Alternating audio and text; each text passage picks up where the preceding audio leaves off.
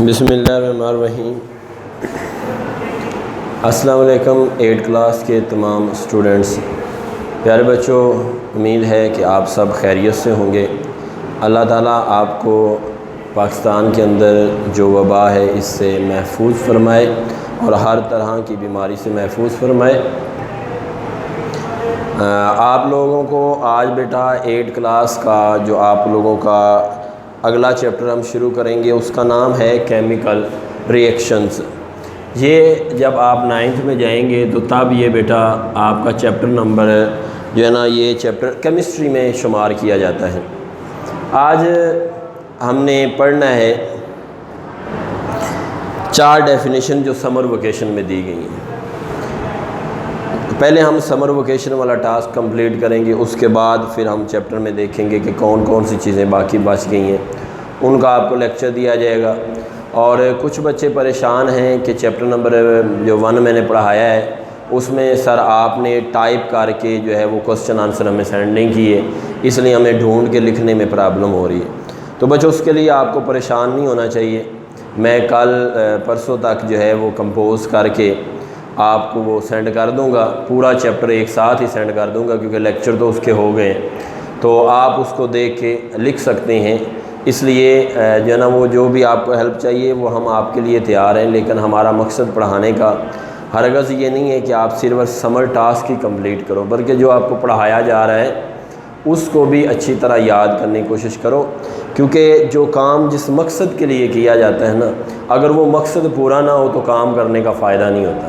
اب ہمارا مقصد آن لائن کلاسز دینے کا ایک ہی ہے کہ بچے گھر میں بیٹھ کے اپنا ٹائم ویسٹ نہ کریں۔ یہ نہ ہو کہ کل کو جب ہمارے پاس چھٹیاں ختم ہوں گی تو جب بچے واپس آئیں گے تو تب بچوں کو کچھ آتا ہی نہ ہو۔ تو اس لیے کوشش کریں کہ جو آپ کو کام کروا دیا جاتا ہے اس کو اچھی طرح یاد کریں، کیونکہ اگر ہم ذمہ داری کا مظاہرہ کر رہے ہیں، ہم باقاعدگی کے ساتھ آپ کو لیکچر دے رہے ہیں، تو بالکل اسی طرح آپ لوگوں کو بھی ذمہ داری کا مظاہرہ کرتے ہوئے باقاعدگی کے ساتھ سبق یاد کرنا چاہیے، کیونکہ چیپٹر نمبر 1 اگر ہو گیا تو وہ آپ کو آنا چاہیے۔ وہ اب میں نے پڑھا دیا ہے، میری ذمہ داری مکمل، اب آپ کی ذمہ داری ہے آپ نے اس کو یاد کرنا ہے۔ چلیں چلتے ہیں بیٹا اپنے لیکچر کی طرف۔ ہمارا جو پہلا سوال ہے وہ ہے کیمیکل چینج کیا ہوتا ہے؟ کیمیکل چینج، کیمیکل چینج سے مراد کیمیائی تبدیلی۔ ہم نے پڑھنا ہے کہ کیمیائی تبدیلی کیا ہے۔ کسی بھی شے کے اندر ایسی تبدیلی جو اس شے کی کیمیائی ساخت اور کیمیائی خصوصیات تبدیل کر دے۔ The change of a thing which change the chemical structures and chemical properties of a thing is called chemical change۔ اگر کوئی ریئیکشن ہوتا ہے، کوئی تبدیلی کسی چیز کے اندر آتی ہے اور اس تبدیلی آنے کے بعد اس کے کیمیکل ساخت میں اور کیمیائی تبدیلی کیمیائی خصوصیات بھی تبدیل ہو جاتی ہیں، تو اس کا مطلب ہے کہ وہ کیا ہے؟ وہ ایک کیمیکل چینج ہے، ایک کیمیائی تبدیلی ہے۔ کیسے؟ مثال لیتے ہیں، جیسے آپ نے کاربن لے لی، ساتھ آپ نے آکسیجن لے لی۔ کاربن ایک الگ چیز ہے، آکسیجن ایک الگ چیز ہے، لیکن ان کا جب ریئیکشن ہوا تو انہوں نے CO2 بنا دی۔ اب یہ CO2 جو ہے یہ کاربن ڈائی آکسائڈ ہے، تو مطلب 2 الگ گیسوں نے مل کے ایک تیسری الگ گیس بنا دی۔ اب جو کاربن ڈائی آکسائڈ ہے اس کا جو کیمیائی سٹرکچر ہے، جو کیمیائی پراپرٹیز ہیں، they are different from carbon and oxygen، وہ کاربن اور آکسیجن سے تبدیل ہے، تو اس کو ہم کہیں گے کہ یہ ہمارا کیمیکل چینج ہے۔ اور there are lots of examples، for examples آپ اس کے علاوہ ایگزامپلز کیا دے سکتے ہیں کہ آپ پانی کا ریئیکشنز کروا سکتے ہیں کسی چیز کے ساتھ۔ اس کے علاوہ آپ اور اس کی مثال لینی ہے تو آپ یوں لے لیں کہ جیسے سلور نائٹریٹ کا ہم نے ریئیکشن کروا دیا سوڈیم کلورائڈ کے ساتھ۔ اب جب سلور نائٹریٹ سوڈیم کلورائڈ کے ساتھ ریئیکشن ہوا تو سلور جو ہے وہ کلورین کے ساتھ مل جائے گا، یہ ایک الگ چیز بنا دے گا، یہ ہو جائے گا سلور جو ہے نا وہ کلورائڈ۔ اور نائٹریٹ جو ہے وہ سوڈیم کے ساتھ مل کے سوڈیم نائٹریٹ بنا دے گا. تو حقیقت میں اب دونوں یہ کمپاؤنڈ ان دونوں کمپاؤنڈ سے مختلف ہیں. اب میں ان کو ایلیمنٹ نہیں کہہ رہا، کمپاؤنڈ کہہ رہا ہوں، بیکاز کہ میں نے آپ کو بتایا تھا کہ there are two types of اس میں there are two types of elements, silver and chloride. کیونکہ یہ کلورین ہے، یہ سلور ہے. اس میں 3 types of atoms, 3 numbers of atoms نہیں میں بول رہا، میں کہہ رہا ہوں 3 ٹائپس آف ایٹمس، یعنی 3 اقسام کے ایٹم ہیں، سوڈیم، نائٹروجن اور آکسیجن. تو جب 2 یا 2 سے زیادہ اقسام کے ایٹمز آپس میں ملتے ہیں، 2 سے زیادہ اقسام کے ایلیمنٹس آپس میں ملتے ہیں تو وہ کمپاؤنڈ بناتے ہیں. یہ تھا ہمارا کیمیکل چینج. اگلا ریئیکشن ہے what is meant by reactants and products. Reactants کیا ہوتے ہیں؟ اوپر والی اگزامپل میں لکھ لیتا ہوں، AgNO3. آپ نے او کیپٹل لکھنا ہے، او سمال نہیں لکھنا، پلس NaCl. ریئیکشن کروا دیا جی AgCl plus NaNO3. Silver nitrate plus sodium chloride. تو کسی ریئیکشن میں حصہ لینے والے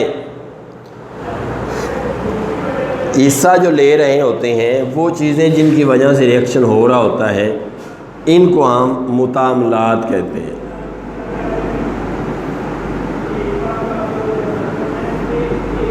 متعاملات سے مراد ریئیکٹینٹس.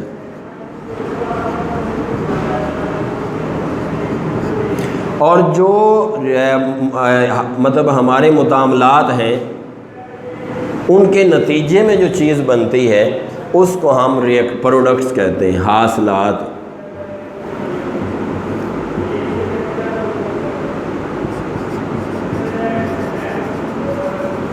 کسی کیمیکل ریئیکشن میں حصہ لینے والے کمپاؤنڈ یا ایلیمنٹ ریئیکٹینٹس اور اس ریئیکشنز کے نتیجے میں حاصل ہونے والی چیزیں حاصلات یا پروڈکٹس کہلاتی ہیں. Law of conservation of mass. یہ آپ کے رجسٹر پہ لا آف کنزرویشن صرف لکھا ہوا ہے، law of conservation of mass ہے پورا سوال. Law of conservation of mass کیا ہے؟ یہ لوائزے نے جو ہے یہ قانون پیش کیا تھا. اس نے کہا تھا کہ کوئی بھی چیز جو ایک شکل سے دوسری شکل میں تبدیل ہوتی ہے وہ نہ تو پیدا ہو سکتی ہے نہ ہی فنا ہو سکتی ہے، بلکہ وہ ایک شکل سے دوسری شکل میں تبدیل ہو جاتی ہے. مثلا سلور نائٹریٹ اور سوڈیم کلورائڈ آپس میں ملے اور انہوں نے 2 الگ چیزیں بنا دی. تو کسی ریئیکشن میں حصہ لینے والی چیزیں جب ریئیکشن ہونے کے بعد ان کا وزن برابر رہتا ہے، کیونکہ وہ کہتا ہے کہ کوئی بھی چیز ایسی نہیں ہے جو ڈسٹرائے ہو جائے، تباہ ہو جائے، ختم ہو جائے، پتہ ہی نہ چلے کہ یہ چیز کا وزن کم ہوا ہے تو وہ مطلب کیسے کم ہوا ہے، وہ کہاں چلی گئی. وہ کہتا ہے کہ ایسا نہیں ہوتا.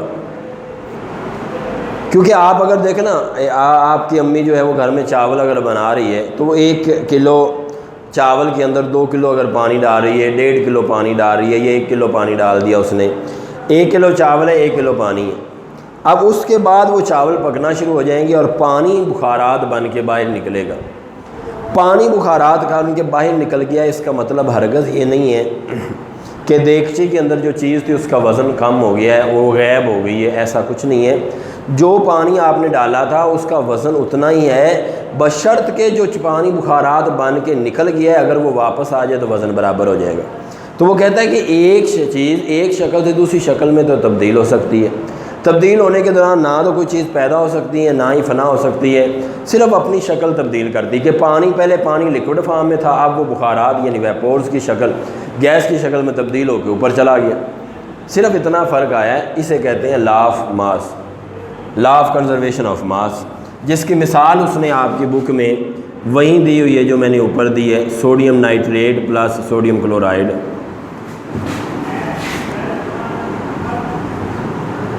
اس میں دیکھیں تو AgCl وہیں چیز پلس NaNO3. کہ سلور کلورائڈ اور سوڈیم نائٹریٹ بن گیا۔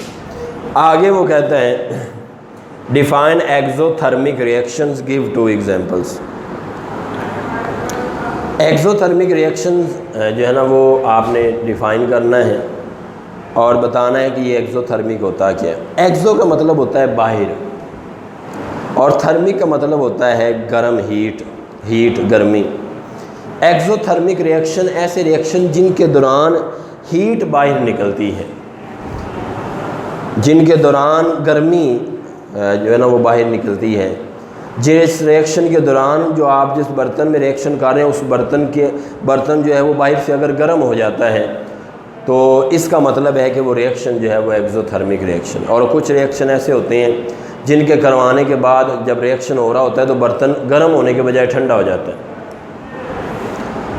تو وہ ریئیکشن جن کے بعد برتن گرم ہو جاتا ہے یا وہ ریئیکشن جن کے ہونے کے بعد ہیٹ خارج ہوتی ہے، اس ریئیکشنز کو ہم کہتے ہیں ایگزوتھرمک ریئیکشنز۔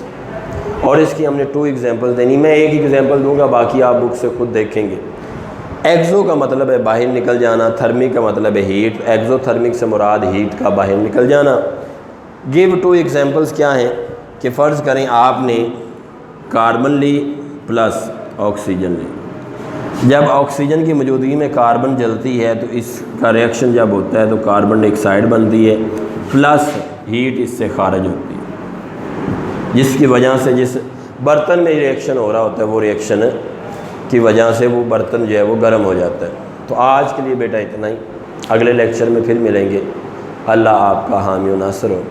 اللہ حافظ۔